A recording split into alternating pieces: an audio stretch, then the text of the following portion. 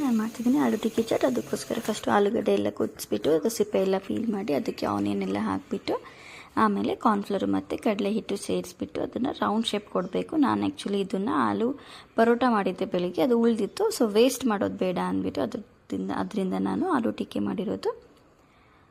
ಏನು ಪಲ್ಯ ಉಳಿದಿತ್ತಲ್ಲ ಅದರಲ್ಲಿ 1 ಟೇಬಲ್ ಸ್ಪೂನ್ ಕಾರ್ನ್ಫ್ಲವರ್ ಹಾಕಿಬಿಟ್ಟು 2 ಟೇಬಲ್ ಸ್ಪೂನ್ ಕಡಲೆಬೇಳೆ ಹಿಟ್ಟು ಹಾಕಿಬಿಟ್ಟು ಅದನ್ನು ಟಿಕ್ಕಿ ಶೇಪಲ್ಲಿ ಮಾಡಿ ಇದನ್ನು ನಾನು ತವ ಮೇಲೆ ಹಾಕಿ ಹುರಿದಿರೋದು.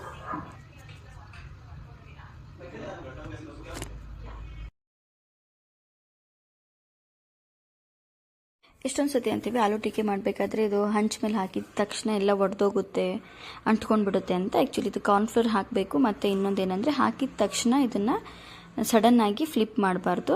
ಲೋ ಟು ಮೀಡಿಯಮ್ ಫ್ಲೇಮಲ್ಲಿ ಇಟ್ಬಿಟ್ಟು 1 ರಿಂದ 2 ನಿಮಿಷ ಇದನ್ನು ಚೆನ್ನಾಗಿ ಒಂದು ಸೈಡಲ್ಲಿ ಹುರಿಯೋದಕ್ಕೆ ಬಿಡಬೇಕು. ಒಂದು ಸೈಡು ಫ್ರೈ ಆದಮೇಲೆ ನೆಕ್ಸ್ಟ್ ಅದನ್ನು ಆರಾಮಾಗಿಯೇ ಫ್ಲಿಪ್ ಮಾಡ್ಬೋದು. ಇಲ್ಲ ಇದು ಸಿದೋಗ್ತಿದೆ ಅಂತ ಹೇಳ್ಬಿಟ್ಟು ನಾವು ಹಾಕಿದ ತಕ್ಷಣವೇ ಅಂಟ್ಕೊಂಡ್ಬಿಟ್ಟಿದೆ ಅಂತ ತೆಗೆಯೋಕ್ಕೆ ಹೋದರೆ ಇದೆಲ್ಲ ಪುಡಿ ಪುಡಿ ಆಗುತ್ತೆ. ಸೊ ಇದನ್ನು ನೀಟಾಗಿ 1 ನಿಮಿಷ ಹುರಿದಾದ್ಮೇಲೆ ಇದನ್ನು ಫ್ಲಿಪ್ ಮಾಡಬೇಕು.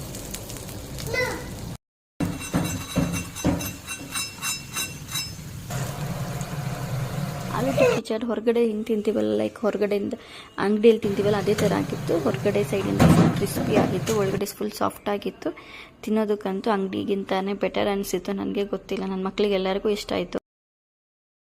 ನಾನು ಆಲೂ ಟಿಕ್ಕಿಯಲ್ಲಿ ಮೊಸರು ಮತ್ತು ಮಿಕ್ಸ್ಚರ್ನ ಸೇರಿಸ್ಬಿಟ್ಟು ಅದ್ರ ಮೇಲೆ ಈರುಳ್ಳಿ ಸೇರಿಸಿರೋದು ಮತ್ತು ಈವನ್ ಸಕ್ಕರೆನೂ ಸಹ ಹಾಕಿರೋದು. ಸಕ್ಕರೆ ಇಲ್ಲ ಶುಗರ್ ಸಿರಪ್ ಇಲ್ಲ ಅಂಥೇಳಿ ನಾನು ಸ್ವಲ್ಪ ಸಕ್ಕರೆ ಹಾಕಿರೋದು. ಟೇಸ್ಟ್ ಚೆನ್ನಾಗಿ ಬರುತ್ತೆ.